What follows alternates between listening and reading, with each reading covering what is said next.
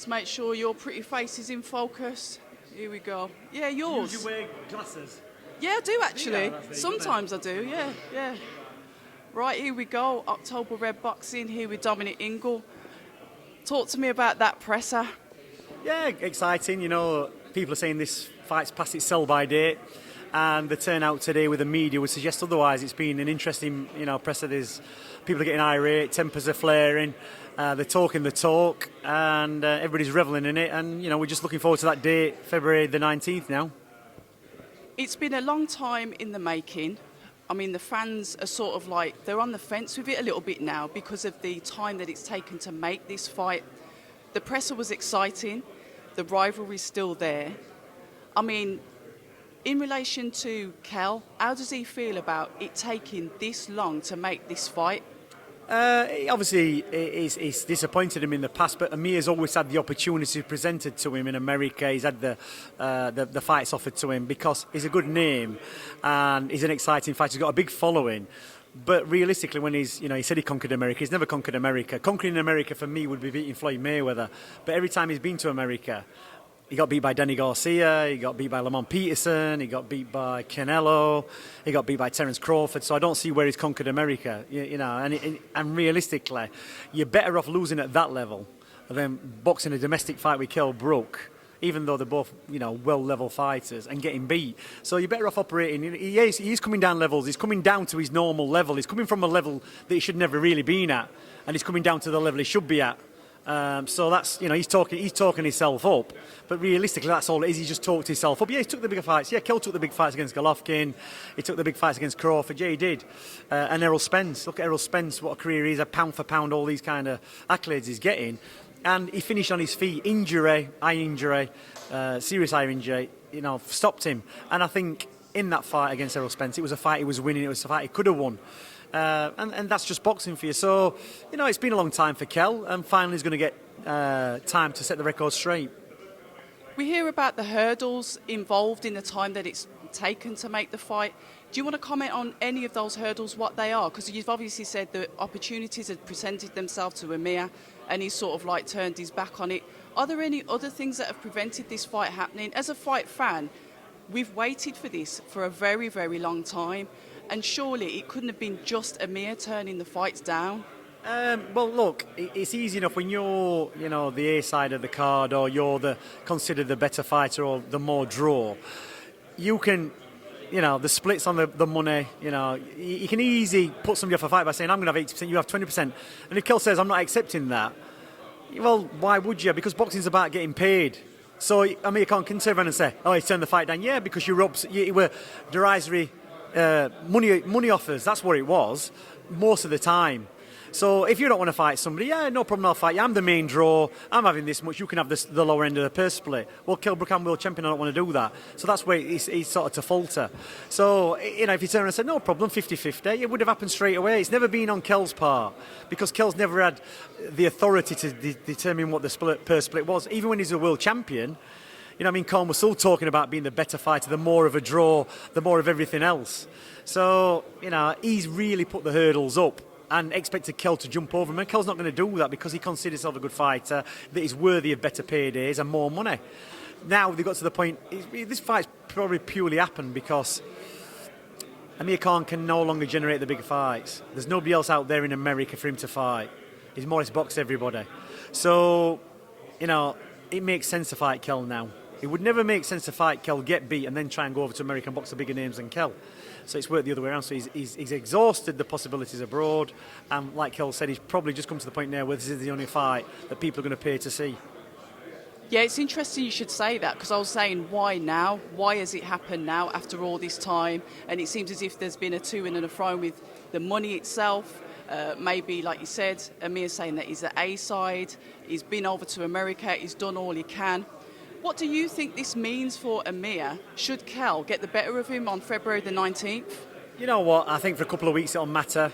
But where he is now, he likes the celebrity lifestyle. His missus likes the celebrity lifestyle.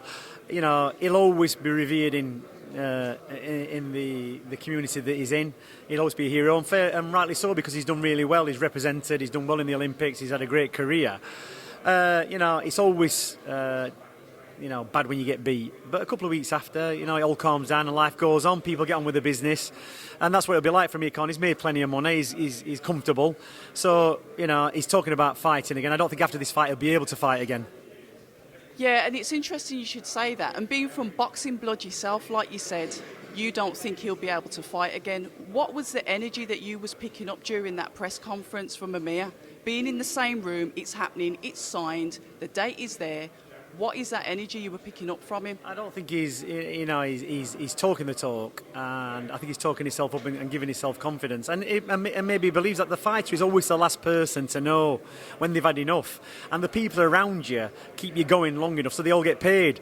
The thing is with Kell is realistic. I'm realistic with Kell. I tell him, like when he boxed Crawford, I said, it's not a really fight you should be taking. You're not ready for it. It's not the right time. COVID and everything else. And then obviously he got a different trainer.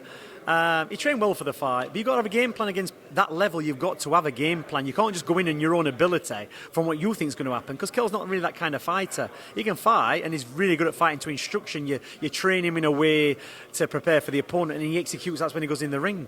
But to work it out himself on the night when things started changing, Crawford came out orthodox, switched to southpaw, kind of threw Kell, and he beat him. And it wasn't a massive, powerful shot. It was just a well-timed shot over Kell's left jab. As Kell was moving in, stunned him, and then he got caught on the ropes, finished on his feet. He didn't really go down. So that's what you've got to take into consideration. So, from Khan, I just think he sounds like he's a bit delusional, but maybe he's playing a game, whatever he is. There's no more fights after this for him, I don't think so. And then I pose a question back about Kell then. How was his demeanour in there? Because to me, he come across quite cool, calm, collected. I understand that this is a grudge match, but it just seems like quite relaxed in there. I mean, talk to us a little bit about that. He's always been the same, Kell. He's never... You could have somebody shouting in your face, and he's very... You don't really get a reaction out of him. He'll react if he thinks he's got to react. But he'll just kind of keep his mouth closed and, yeah, all right, no problem. Because he knows what he can do. And he doesn't really have to do a lot of shouting and bawling about it. It's almost like when somebody's fronting you up, shouting you down, trying to put you in your place. Kell will go, all right, no problem. I've seen him spar loads of people. I remember one time he sparred Kell Brook years ago, and Kell Brook super middleweight. And... they had a good spar. Kell Brook said, bloody hell, he's difficult to hit. But Kell never panicked. He don't say, he's bigger than me. He just keeps his calm because he's confident in his ability.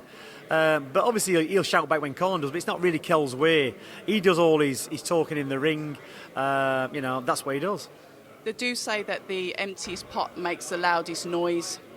Empty vessels make the loudest noises, that's what they say. And, Khan's been, what I say, he's been poking the stick through the fence at the dog for all these years, knowing full well the dog's not going to jump over the fence. And that's what it's been like with Kell. I'm going to give you this chance, tormenting him, carrot on a stick, with no intention of doing it. And now it's finally come to the point where he's going to have to do it. And, afterwards, when Kell beats him, he'll say, well, you know what, I gave my best, Kell Brook beat me, fair play to him, and that's it. So I'll put it back to you then, because we know boxing is so unpredictable. I mean, I can go back to a couple of weeks ago with Kiko Martinez and Kid Galahad. I was on the floor. We know how unpredictable boxing can be. What does Kell Brook do when he wins and when he loses, if that's the case? The two scenarios, what happens with his career after this? 35 years old, what can we expect? It depends how he wins and how he loses, and that's what it's down to. And like I say, when I looked at his last fight, he just looked out of sorts. Going to America, when we bought Sean Porter, we were in America for 3-4 weeks.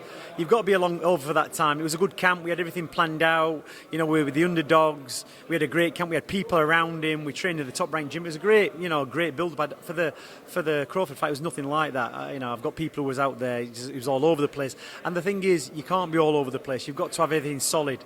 So in past times when Kell's won all, it's always the same. He'll have 2 or 3 weeks off, give the ball a kick, blow himself up, and then get himself back in the gym and start training. Obviously disappointment. He's been through dark times. When you think about going from the Golovkin fight to the Spence fight, it's a big. People say, "Oh, he got a beating in Golovkin. He had surgery. Then he had to, That was in September. The following May, he was back out again with another elite level fighter, not a warm up or a tune up or see how he was. It was back into the mix again. And that training camp was, fraught with difficulties, but he still did the fight.